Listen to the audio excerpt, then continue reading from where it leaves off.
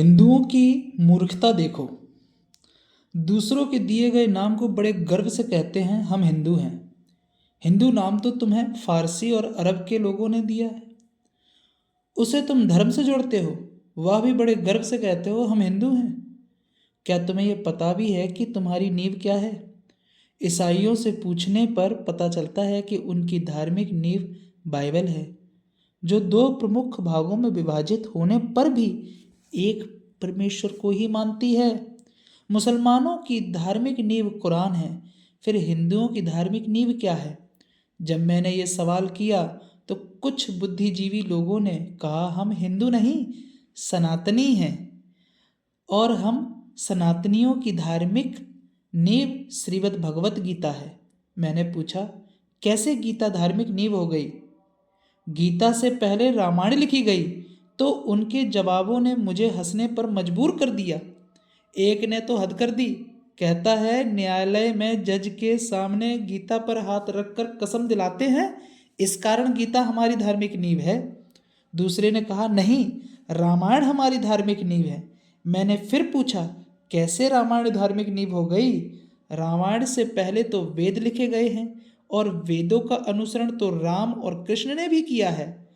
तब कुछ लोगों ने कहा, बाबा जी आप सही कह रहे हैं, वेद ही हमारी धार्मिक नींव है। आज के लोग जिनको खुद ही नहीं पता कि हमारी धार्मिक नींव क्या है, तो धार्मिकता का परमेश्वर उनसे क्या उम्मीद लगाएगा भक्ति की। आज के लोगों ने भगवान को भी अपनी राजनीति में घसीट लिया है। अब धर्म वोट मांगता है, ध्यान नहीं। अब साधु भाषण देता है, मौन नहीं। अब मंदिरों में डीजे बजता है, घंटियां नहीं। भारत ने भगवानों की इतनी भीड़ बना दी है कि उनकी आपस में बनती नहीं। हर गली में कोई नया अवतार खड़ा है, नया मठ, नया संत, नया संगठन, और हर संगठन कहता है हमारा भगवान असली है, मानो भगवान भी अब पार्टी टिकट पर खड़ा है। कभी कभी मुझे लगता है अगर भगवान सचमुच लौट आए तो सबसे पहले भारत छोड़ देंगे, क्योंकि यहाँ लोग उनसे प्रेम नहीं करेंगे, उनकी फोटो बेचेंगे, उनका सौदा करेंगे, उनके ग्राहक हो जाएंगे। यहाँ भक्ति अब कहाँ है? यहाँ तो अब अंध भक्त हैं जिन्हें पता ही नहीं कि उनकी धार्मिक नींव क्या है। जबकि सनातन की धार्मिक नींव चार वेद हैं, ऋग्वेद, यजुर्वेद, समवेद, अथर्ववेद। 108 उपनिषद हैं जो वेदों के ही सार हैं। दो महाकाव्य हैं, पहला रामायण, दूसरा महाभारत, तथा महाभारत के कुरुक्षेत्र में कृष्ण और अर्जुन की वार्तालाप जो हुई उससे गीता की रचना गई। सत्य और सामर्थ्य सनातन परमेश्वर कौन है? श्रीमद् भगवत गीता 18 अध्याय श्लोक 62 में लिखा है, हे भारत, तू सब प्रकार से उस परमेश्वर ही की शरण में जा, उस परमात्मा की कृपा से ही तू परम शांति को तथा सनातन परम धाम को प्राप्त होगा। श्रीमद् भगवत गीता 18 श्लोक 63। इस प्रकार यह गोपनीय से भी अति गोपनीय ज्ञान मैंने तुझसे कह दिया। अब तू इस रहस्ययुक्त ज्ञान को पूर्णतः भली भांति विचार कर, जैसे चाहता है वैसा ही कर। यह साधारण जानकारी नहीं, बल्कि आत्मिक अनुभूति का सत्य है, जो केवल उसी को समझ में आता है जो सत्य और समर्पण के मार्ग पर चलता है। यह सबसे महत्वपूर्ण बात है। परमेश्वर जबरदस्ती नहीं करता, सत्य बता दिया गया है। अब मनुष्य की स्वतंत्रता इच्छा है कि वह उसे अपनाए या छोड़ दे। कृष्ण की इन बातों से स्पष्ट होता है कि उनके पास परम शांति और सनातन परम धाम नहीं है, किसी और के पास है। इसी कारण वे अर्जुन को किसी और परमेश्वर की शरण में जाने को बोल रहे हैं। सत्य को जानना है तो अपने धार्मिक नींव को खोदो, अपने वेदों को पढ़ो, खोजो तो पाओगे। यजुर्वेद 31 श्लोक 15 कहता है, देवों ने जिस यज्ञ का विस्तार किया उसमें विराट पुरुष को ही पशु रूप की भावना से बांधा। उसमें यज्ञ की 7 परिधियां एवं 21 समिधाएं हैं। विराट पुरुष कौन है? विराट पुरुष कोई साधारण व्यक्ति नहीं है, वह संपूर्ण सृष्टि का प्रतीक है, जिसकी बात से आकाश पृथ्वी बन गई हो। वही परम सत्य और ईश्वर का विराट स्वरूप है। पशु रूप की भावना से बांधा का मतलब यह पशु का अर्थ जानवर नहीं है। इसका भाव यह है कि देवता यानी देने वाला परमात्मा ने स्वयं यज्ञ में अर्पित कर दिया। यह बलि नहीं बल्कि स्वेच्छा से किया गया दिव्य त्याग है।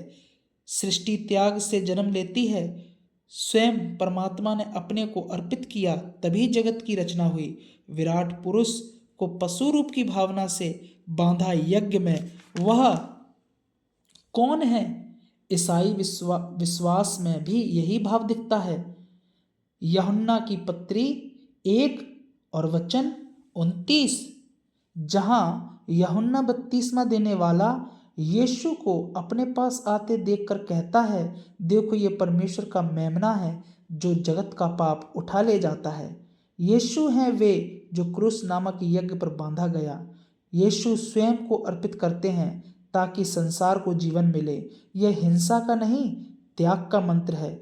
ईश्वर को किसी ने मारा नहीं, ईश्वर ने स्वयं को दिया ताकि सृष्टि, जीवन और व्यवस्था बनी रहे, कि पापों से हमारा छुटकारा हो, अशांति से हम शांति पाएं और हम सनातन के परमेश्वर को जान सकें कि कौन है सनातन का परमेश्वर।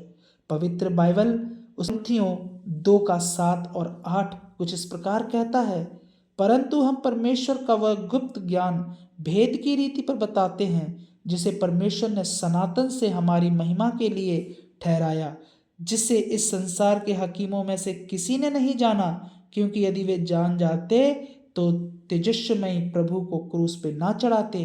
जो बातें आँख ने नहीं देखी और कान ने नहीं सुनी और जो बातें मनुष्य के चित्त में नहीं चढ़ी, वे ही हैं जो परमेश्वर ने अपने प्रेम रखने वालों के लिए तैयार की हैं। वेद कहते हैं वासुदेव कुटुंबकम, पूरी धरती एक परिवार है। पहला यूहन्ना 4:8, परमेश्वर प्रेम है। परमेश्वर का प्रेम जाति नहीं देखता, धर्म नहीं देखता, भाषा या देश नहीं देखता, वह मनुष्य के हृदय को देखता है। जब हम यह समझ लेते हैं तब घृणा, डर और संघर्ष अपने आप टूटने लगते हैं। परमेश्वर से प्रेम करते हो तो कैसे जाहिर करोगे? यूहन्ना 14 वचन 15, यीशु ने कहा, यदि तुम मुझसे प्रेम रखते हो तो मेरी आज्ञाओं को मानोगे। जो प्रेम में चलता है वही परमेश्वर के सबसे निकट है। प्रेम करो, दया रखो, सत्य पर चलो और मनुष्य को मनुष्य समझो।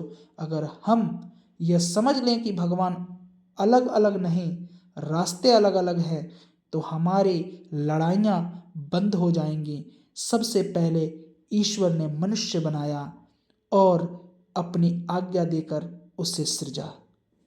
ईश्वर आप सबके साथ बना रहे, आपको सब बुद्धि दे। एवमस्तु।